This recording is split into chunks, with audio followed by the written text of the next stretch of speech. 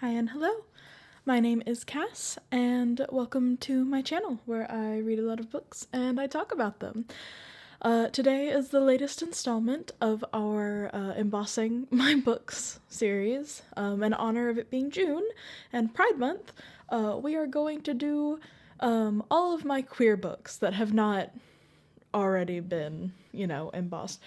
And when I decided I was gonna do this, that this was gonna be the thing that I did this month, I didn't quite realize how many queer books I had that hadn't been embossed yet. So we're maybe in for a longer than usual embossing video because I have two piles here. Two very large piles because I couldn't fit them all into one.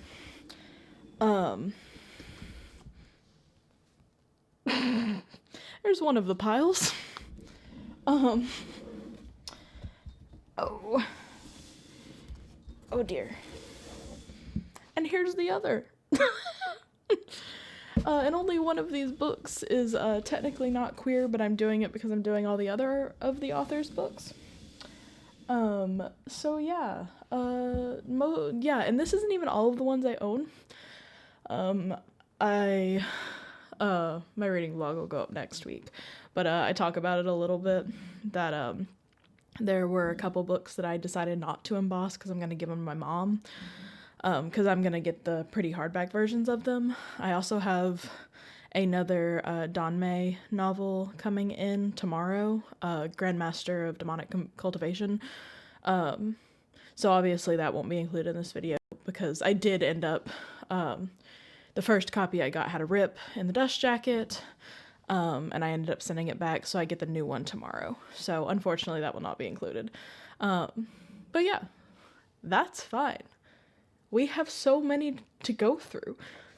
And I have plenty to talk about with it. So yeah, this pile has two of my absolute favorite books from last year. And actually a lot of these I read last year before I started my YouTube channel. So we especially have a lot to talk about because a lot of these I haven't actually talked about at all on this channel. So, all right, let's start embossing. Today we are using the embosser given to me by my best friend. Whoops. In case I have to cut that out. Today we are using the embosser given to me by my best friend, so it has the cat on it. And also I'm running a little low on my colored tabs. So most of these might end up with gold ones, which honestly is fine because I really loved like all of these. So except for like the one that I haven't read yet that I'm doing for, I'm reading this next month, and but it's gay, so therefore it gets the fun little thing. But yeah, so let's get started. Hello, you're gonna have to forgive the shadows that are going on. Usually I film these embossing videos in the daytime, but I have not been good about filming. And I'd love to say that that's like because I've been super duper busy and I haven't had time, but really the truth is it's a mental health thing. I have just wanted to lay on my couch and watch stuff, and also there's a lot going on that I won't get into right now. But I figure we will start with this book since I don't have anything in particular to say about it yet. And yeah, so I will. I've made it pretty clear that I am queer. If you want to be really specific, I am bisexual. I am polyamorous. And I'm pretty sure I fall somewhere on the asexual scale. That's been pretty in question for most of my life. Or not most of my life, more like recently, I guess you could say. Because I enjoy that kind of thing. But I also don't feel like this intense urge the way that a lot of people around me have described it. So it's always been a question. I've never particularly stated one way or another if I do fall on that spectrum, because I don't feel like it's my place to do so when I'm so unsure. But I've also kind of gotten to a point in my life where I don't really care, because I know who I'm attracted to and I know what I care about in terms of priorities. And if, sex isn't a priority for me, cool, that's fine. Whether that makes me, on the asexual scale or it doesn't, because I do enjoy, doing that kind of thing in certain circumstances. I don't know. I don't know how I feel about it. So that's just how I am. So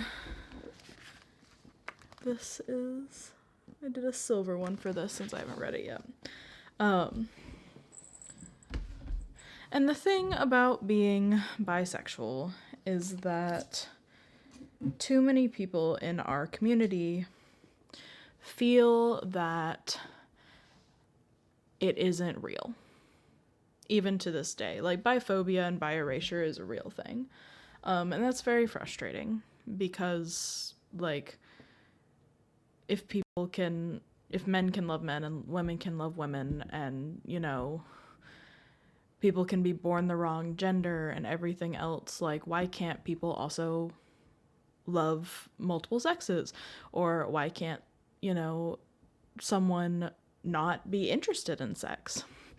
Because ace erasure is, unfortunately, I see it more than I see, bi erasure nowadays. But I just think we collectively as a community should just understand that everyone is different. You would think out of everyone in the world that those who identify as, LGBTQ+ would be the ones who are like, yes, of course, everyone is different. But even within those minorities, you have the people who are like, no, actually, white cis gay men are the only ones who have rights. Yeah, I've known a few people like that. Right. Back in the day, before I started this review channel, I did little book review things. And I still have a few of them. But yeah, just to kind of remind myself how I felt about it. This book, I haven't talked about it on my channel before. This is In Memoriam by Alice Wynne. And yikes, y'all. This one broke my heart. I gave it a full 5 stars across the board. And it is brutal. It took me 6 or 7 days to read it just because I had to keep stopping because it was so brutal. Like, this does not shy away. Okay, if you've never heard of this book, it's about these 2 boys in England during World War I, and they are teenagers. They are like 17. And you can't join the war until you are 18. However, these 2 boys, Gaunt and Elwood, are in love with each other, and they have a lot of like not issues surrounding that, but like their feelings are very like, it's 1914,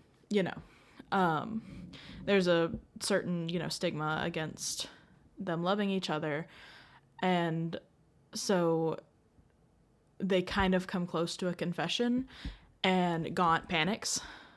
And also there's a whole lot of other stuff going on with his family, who pressure him to join the war before he turns 18. So he joins the war, and Elwood and all of their friends come after him, essentially. They all join too. Some at 18, some, before they turn 18. And it does not shy away from the absolute horror that is war. War, in the beginning, the boys who have never seen war are like, it's, glorious and wonderful and we can't wait to go and everything like that, except it's not. It's awful. The majority of the cast of characters, this shouldn't be a shock to anyone, the majority of them die. I will say that if you are concerned like I was, there is a happy ending question mark, if you can call it that. I don't know if it's kind of, I should say it's more like bittersweet. But yeah, this book broke my heart. As you can see, this was in my time where I was like tabbing things more. I was seeing if that was something I wanted to do. I don't really do it a lot now. I did it for this and I did it for Hazelthorn. But I only tab if I really feel like I want to. So which means I don't often do it anymore. I'm looking through all of my little notes. I'm sorry, I was so curious. But yes. So, I highly recommend this book if you are willing to have your heart broken, because it will break your heart. It's fantastic. When I first got back into reading last year, I'll talk more about it. I'll talk more about it when I get to it. The book who really got me back into it was Don't Let the Forest In. And it started me on this thing of wanting to read queer-focused literature. Ooh. So I was just, and I started picking up, I wanted like horror-esque, because that's what Don't Let the Forest In. It's YA horror that happens to also be queer. So I picked up these Violent Delights. Specifically, this is the one by Micah Nimberever. Y'all, this book is messed up. Oh, wow. Gosh, so this book is about these two boys who, in the vein of dark academia, have a very pretentious way of seeing the world. They think they're better than everyone else. It's Paul and, what is his name? Julian. So Paul is the perspective character, which is very interesting because he sees himself in such a way that he deeply dislikes himself, and he projects that onto like everyone around him. So you have to wonder how much of what he is saying that people are thinking about him is actually true, especially with his best friend / lover Julian. He constantly puts onto Julian that Julian is, hates him or expects him to do something. And while I don't expect all of that is necessarily like just him making things up, I think more of it is because just of how Julian does genuinely seem to love him. But anyway, this isn't a spoiler because it's literally the first chapter, the prologue.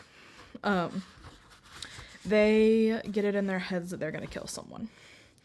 That this is going to be the thing that bonds them, that they'll never be able to leave each other so long as they do this.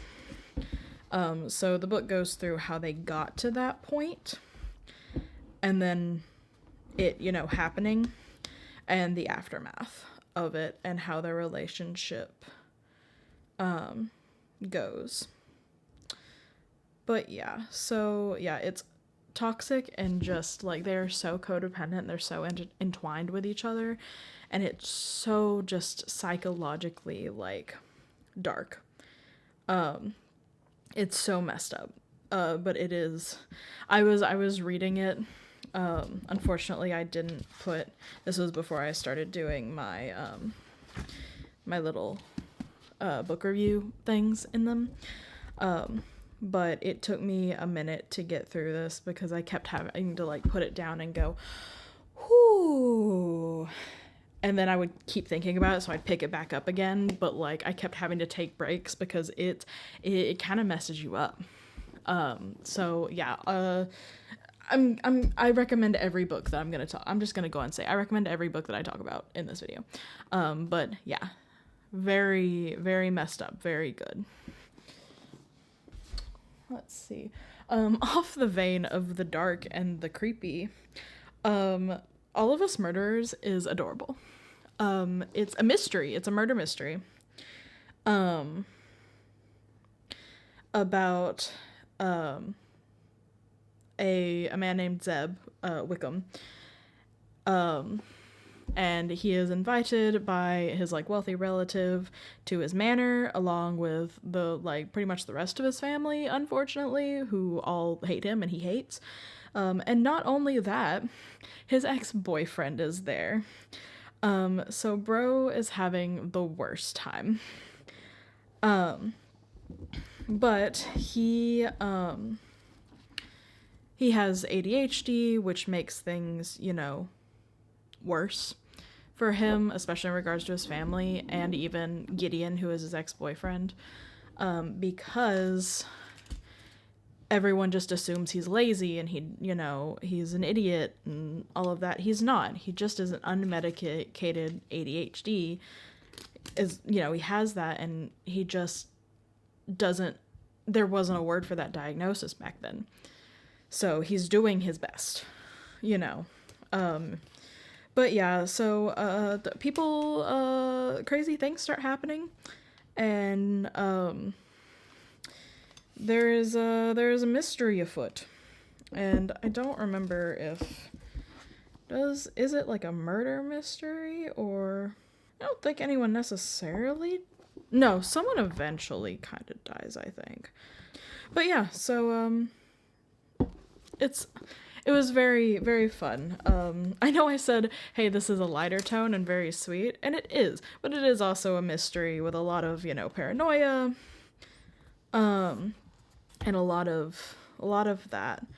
But Zeb and Gideon are very good. Oh, I should warn that this one is definitely more explicit than the other two I've talked about so far. The two before definitely like imply and like pretty hard imply, but like there's nothing super explicit.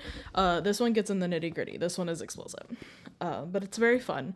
The romance is an important part, but not necessarily the whole storyline, which I think is almost kind of my favorite kind of book nowadays, is where like I like it when there's a romance subplot, but I don't necessarily like, I read romance, and yeah, the relationships are obviously a big thing in that, but like I like when there's like a bigger plot and then the romance just happens to also be there.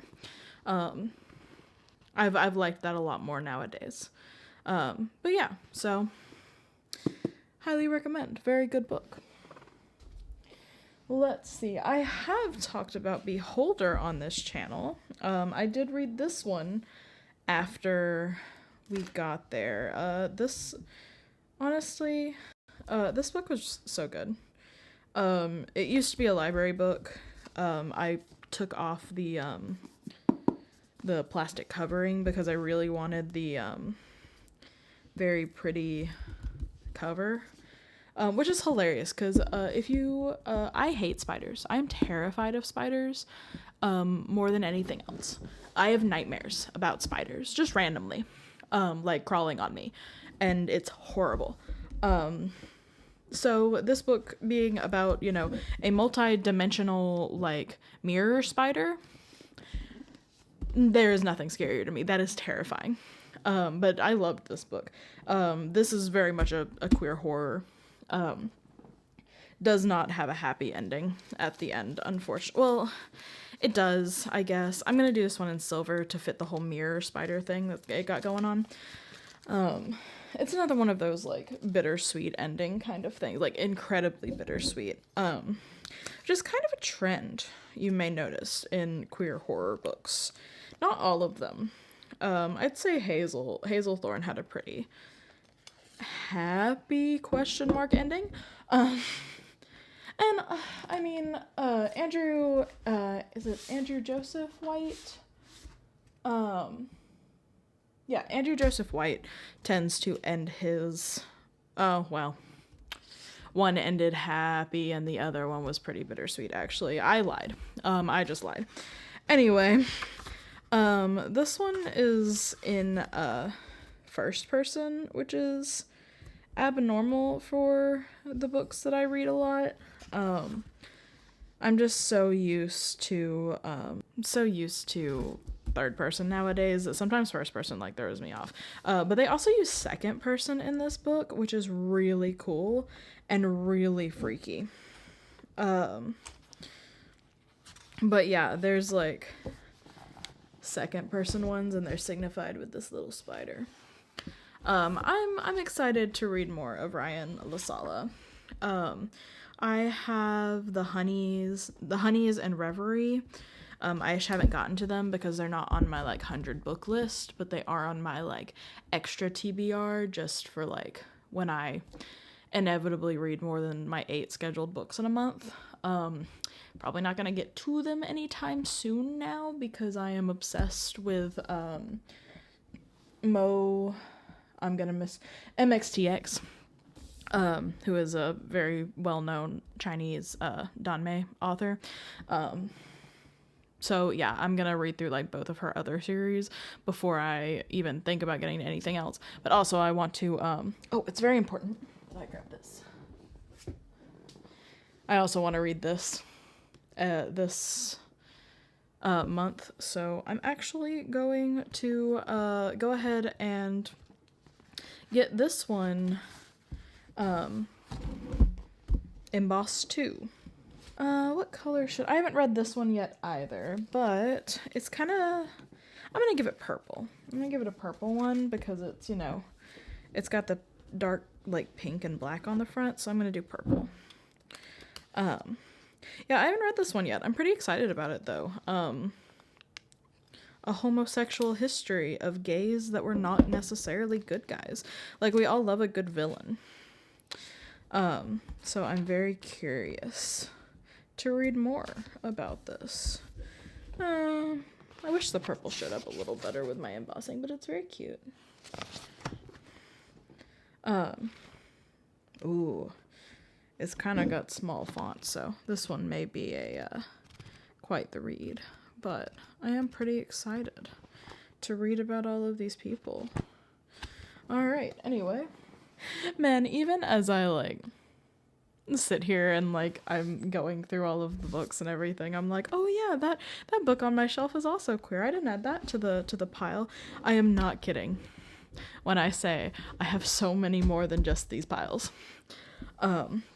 Which is why I usually my embossing videos are pretty like quick and easy and like not super long. This one might be really long. I'm already at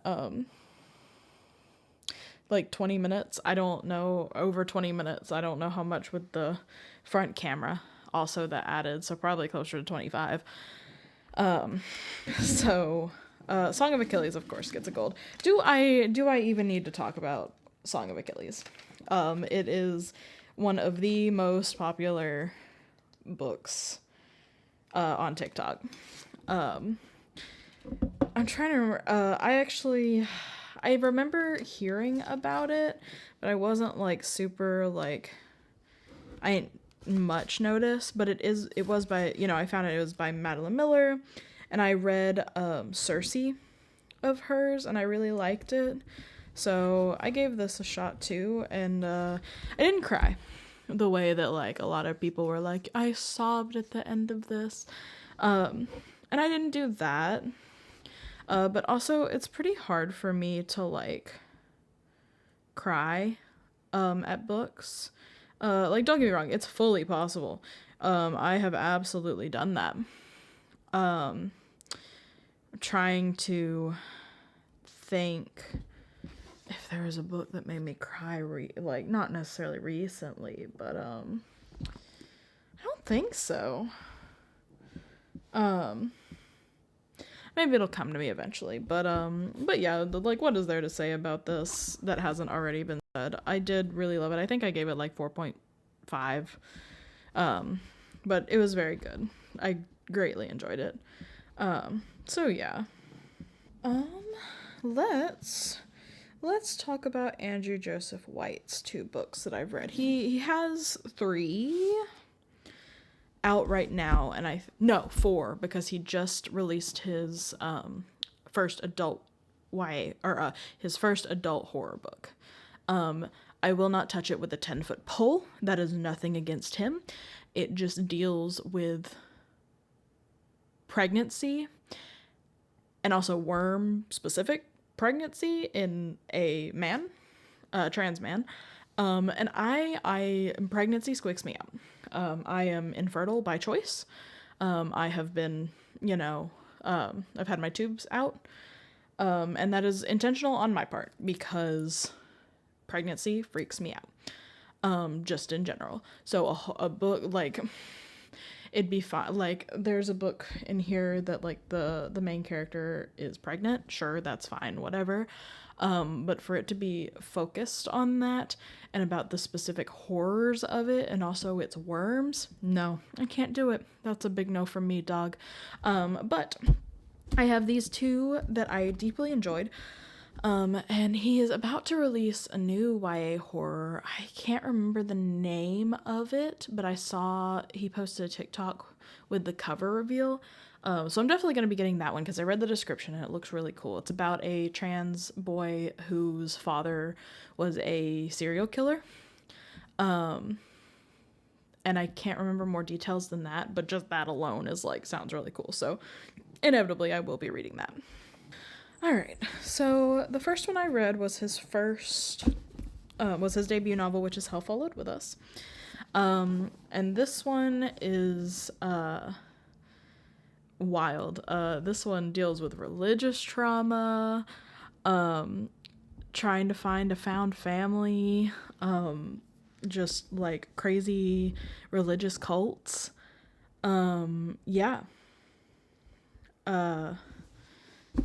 But this was really cool. This one is the one with like a more bittersweet ending. I say unfortunately. I like bittersweet endings sometimes. And it definitely fit for this book, but also made me kind of sad because Benji, who's the main character, who's a trans boy, he's a refugee. I mean, yeah, he ran away from the, like, psycho cult that caused the end of the world. And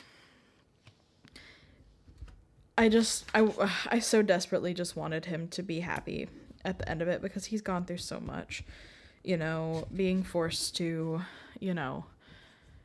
dress like a girl because his mother won't accept that he's trans because of course they're in a psycho religious, cult, and he's got, this fiance who is technically his ex-fiance now because he ran away, and then, he's trying to fit in with this group of, LGBTQ kids who have survived. But they don't trust him, of course, and also he's got his own secrets that he's terrified to tell them, and then he starts to fall in love with the leader of this group of kids, whose name is Nick, and it just, it's a lot, but it's fantastic. But yeah, this was such a good book. And then I read The Spirit Bares Its Teeth. All of Andrew Joseph White's protagonists are trans men. And their sexualities tend to be different. Like Benji from Hell Followed With Us is gay. Silas is the... Yeah, Silas likes women. I don't know. I haven't read Contact Tracker something. Whatever the third YA horror he released was. But yeah, Violet, or not Violet. I said Violet because there's so much purple on this. Silas in this book. This book takes place in 1800s. Yeah, in the 1800s, in London, which means Silas specifically really suffers for being trans. And just, oh, I mean, all of Andrew Joseph White's protagonists really go the hell through it. But, like, and I'm not here to say, you know, which one had it worse or anything, because they all have it really bad. But Violet, or why do I want to say Violet? It's because of the violet eyes. It's because of the violet eyes. Everyone, okay. I'm doing this so badly. So in this book, we're in the 1800s in London. And they're specifically this group of people, they're called speakers. And speakers can commune with spirits. However, they only allow boys to do it. And speakers are known to be speakers because they have violet eyes. So Silas has the violet eyes of a speaker. However, because he was born a girl, and they don't recognize, you know, his identity as being a boy, they want to marry him off to some speaker man so that he can, like, be the ideal speaker wife and give this man, you know, violet-eyed children, boys preferably. So yeah, obviously Silas is not down for this. He tries to escape, and he ends up being sent to an asylum specifically for speaker girls, to rehabilitate them so that they can become wives and do their quote-unquote duty. And this asylum is messed up. Oh, good Lord, it is so messed up. The things that happen in this book are horrifying. And what's even more horrifying is that while the speaker part might be made up and the spirits and everything, the asylum thing, not. There is a terrifying amount of, you know, women and probably, you know, trans men, and frankly probably trans women too, who got sent to asylums because they were deemed wrong. They were deemed, you know, ill or, like, mentally unwell. Women were called hysterical for, like, literally just about anything.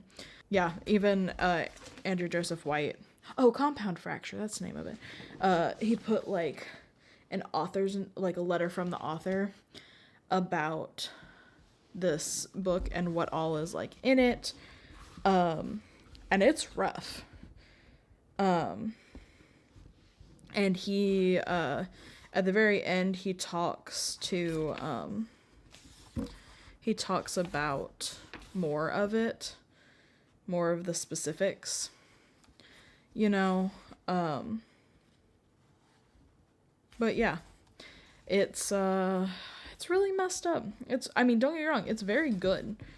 It's fantastic. It's just, there it is, note on historical accuracy and the representation of medical experimentation. This book is, you know, fictional, but the setting, the real world isn't. These things actually happened without the supernatural element. So yeah, just, God, this book was so good. Now I'm thinking about it again. It was so good. Oh yeah, I wasn't sure if it had anything on the front, but now I'm thinking about it. I'll have to, like, reread this sometimes. It was so fantastic. But also it's a lot. It's painful to read. In some places, the horrors that they go through is just, oh, okay. All right, let's, God, I would like to say that let's do some lighter fare, but, I don't think I have any of those. Yeah, I gave this one 4 stars. Another one that probably doesn't need much introduction, Seven Husbands of Evelyn Hugo. Another very, very popular book, that focuses on Evelyn Hugo, who is a fictional Hollywood icon. And she is known for having seven ex-husbands, essentially. But the truth is revealed pretty quickly that Evelyn was the entire time in love with a woman. So yeah. And it this book was also very good. Like, I only ended up giving it 4 stars. I, of course, at this point don't remember why. I don't remember if I was on, like, putting reviews on Fable at that point. Let me see. Because I did actually do one of my things on it. Yeah, I didn't. Oh, wow. I read this in, like, a day. But, yeah, I just have some quotes on here. Oh, yeah, my favorite quote from this book is don't ignore half of me so you can fit me into a box. Because Evelyn Hugo is very specific to Monique. Yeah, Monique, who is the reporter who's taking down her life story, that she was bisexual. She is not a lesbian. She is not straight. She loved men and women. Her one true love being a woman did not, diminish the fact that she did love men, So, yeah. But, yeah, this was fantastic.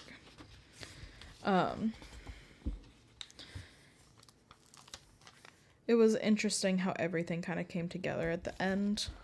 Because Monique's life definitely intersects with Evelyn's in a way you really don't expect.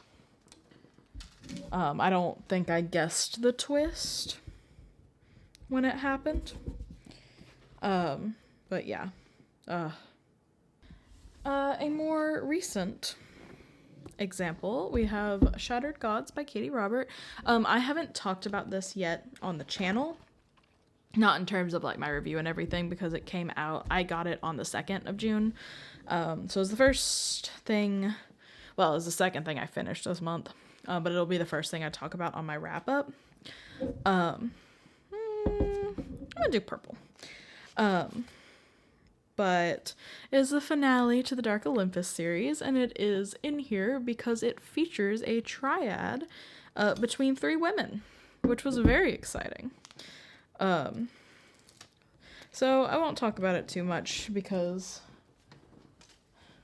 it is the end of a series, and also because, like, I will talk about it more in my wrap-up. But all of my Katie Robert books, well, not all of them, but most of them have been embossed because I will keep them all forever. But so we had to add this one to it. But yeah, I really liked this book. I thought it was a good ending overall. I think, thankfully, like, it balanced the romance and the plot very well. Some of the books in this series definitely struggled with that. So yeah, I think it did good. I've been reading this series for like 3 years now. So I'm kind of sad it's over, but there are always more Katie Robert books. She's got one coming out in October. Her first fantasy. It's an adult fantasy. So I'm excited to read that. I'm sure it will be interesting. What should I do now? Okay, I'll do this first. We'll do the safe keep first because these are my favorites, so we're saving those for last. But the safe keep was interesting. It had me in a chokehold. In a way I did not expect. It just dug its fingers into my mind, which was wild.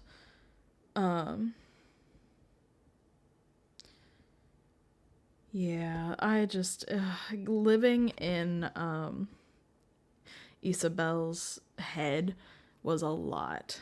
And this is one of those books that, like, straight up I don't even know how to, like, talk about it. Because it's like because there's no way to explain what it is without spoiling it. So all you can really say is, it's about two women who, end up living together, and they form this relationship with each other, and, but there's so much more to that. There's so much more to it. It deals with, a lot of what people, struggled with. Oopsies. That one went a little over the page, but it's okay. It's after the Second World War, and there's so much. It's an exhilarating tale of twisted desire, histories, and homes. Yeah, there it is. I don't remember what I rated this book, but it was on my top 10 for a second. Cause it was a lot, but it was good. I read it in 2 days. Every time I put it down, I kept picking it back up and putting it down and picking it back up because I couldn't stop thinking about it. I just wanted to finish reading it. So yeah, but this was weird, but it was good. I don't even know what to call this, but it was good. Okay, we're getting into, I would say, so this is, Heaven Official's Blessing, and these are my nice, pretty hardback versions, and I only have 4, 7, and 8. I plan on getting 1 through 3 and 5 and 6 in the pretty hardback too. It's just gonna take me time because these are almost $25 each. So you're talking about $125, for the rest of them. So I will get them slowly. I have in the paperback versions, I have 5 and 6. Yeah. But I'm going to give them to my mom so she can have them and she can read them. Because she loves these kind of novels and stuff. I wonder where I should put it. Where would be, because I don't want to mess up any of the pretty art. I guess here would be good. Oh, I've never seen that one before. Yeah, this one, these are all getting gold. And no, I will not be taking criticism at this time. I've talked about this series pretty extensively recently. It just took over my brain in May, and I fell in love with these characters and this the writing and the setting, and it's all just so fantastic and traumatizing because God, the main character goes through it. One thing I can say about MXTX is she puts her characters through the ringer. I'm currently watching The Master of Diabloism, which is the anime or the donghua of Grandmaster of Demonic Cultivation, which is the series she wrote before this one. And yeah, she does not shy away from the trauma, because yeah, her main characters go through it. But this series was so good. I want to reread. I'm trying not to reread it immediately because it's a long series and I have a lot of books I need to get through. But these will be reread. These will live on my bookshelf, in a place of honor. And I can't wait to reread it and see all of the connection points that I didn't necessarily see the first time through. Oh, that's so cute. Because, just knowing things and how they eventually happen, and then going back and seeing how they were hinted at throughout the story. I love that kind of thing. So that will be very exciting. And we might be getting season 3 of the donghua of Heaven Official's Blessing, which I want so much. So very much. because and yes, it gets censored pretty bad, unfortunately, because it is Chinese.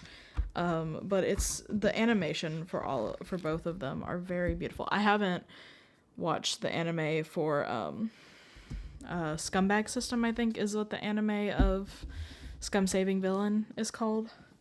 But yeah, anyway, I love these. They're fantastic. They're so good. They're really the epitome of what I was talking about with like the romance being not like being important, but not necessarily like the whole plot. Because these very much these have so much going on outside of like the romance. Also, the romance is amazing. And that seems to be the case for her previous series too. I don't know about her first series, so I'm curious about that. I'm going to read it obviously as well. That's just going to be a bigger at-once investment because they only sell the pretty deluxe hardcover versions as like a box set.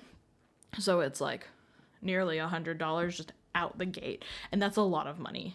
I am no stranger to spending money on books, obviously, but usually I go through like thrift books, or I tend to get like cheaper books, or I borrow things from the library to reduce how much I spend on books, because I am not rich.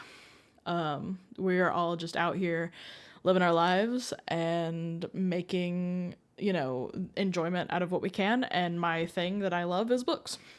That's why I got these pretty versions, because I adore this series, and therefore that's the thing that I want to spend my money on. So yeah, anyway, all this to say, I love these books, and I can't wait to read all the other series that she has once I get through all of the books I said I would read this month. And wow, 1984 is kicking my butt, admittedly.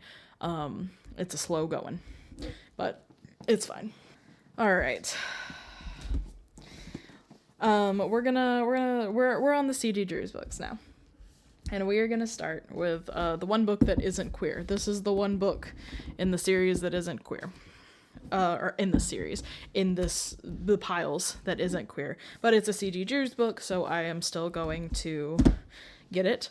And while I do that, I'm going to talk about Hazelthorn and Don't Let the Forest In. And Don't Let the Forest In is like, it was my number one read last year. And I didn't read a lot of books, mind you, but it was still my number one read. And not only that, I would kind of say that this is probably like still my favorite book of all time right now. The way it got its hooks into me, the twists. Oh, okay, it's fine. Where's my silver? Those books, that book, Don't Let the Forest In, had me in a chokehold. I thought about it for days. That book sat at my bedside for days after I finished it, because I'm like, I have to reread it. I need to reread it. I never did end up rereading it, because I think I'd started reading In Memoriam or something. But I thought about it constantly. I thought about it so much. It was so good. I'm gonna have to reread it sometime. It's fantastic. And Hazelthorn this was like in my tabbing era, where I was kind of tabbing things. And this one was fantastic too. One of my tabs is from the main character Evander yelling, I am not an outdoor person, and my little tab just says, LOL, me too, Evander. I am not an outdoor person. Hello. I hate the outdoors. I've started exercising more because I need to lose weight, and I don't want to talk about it, but yeah, I don't do the outside. I do all my exercise inside. Man, I actually made notes on this one. You need a gardener, but like for under the bed. Fantastic. Speaking of things that I need to reread, I need to reread this. 'Cause wow. Good for it, frankly. hard agree. Let me ruin myself on you. I am in love with the I'm in love with these books. I'm in love with C.G. Drews. C.G. Drews, on the off chance that you ever see my videos about your books, I love you and your writing style and your books. And oh no. Boo. And I want to buy some of her very pretty editions of these books that are specially released. Anyway, so I have rambled long enough. I am going to get these two. See, Hazelthorn I feel like should be green. I'm gonna make Hazelthorn green. I'm gonna Don't Let the Forest End be gold. Cause like Hazelthorn is so obviously like green coated. I used green tabs for it specifically for a reason. So we're gonna do green for Hazelthorn. Oh, and this was in the time where I did the cute like garden one for this one when I read it, because gardens. Thinks fondly about these books. C.G. Drews, they're actually releasing a new YA horror book, YA queer horror, in October, and then they're releasing a new adult horror, queer horror in, when does that one release? After that sometime. I think it's next year. I need to pre-order that. But yeah, a C.G. Drews book is pretty much always a grab for me. I am a simple woman. I see C.G. Drew's name and I buy the book. It's kind of like Katie Robert. I buy her books. And that's just the end of it. I see C.G. Drews, I buy their books. So I just filmed a whole outro that I then realized after I finished that I wasn't recording at all. So take two. I don't remember what I said the first time, so I thank you for sitting with me for like an hour. I hope you enjoyed me rambling for that amount of time. I hope you put it on in the background or something while you were doing something else. And yeah, I hope you enjoyed sitting with me as I talked about my many queer books. And I will see you in the next one. Bye-bye.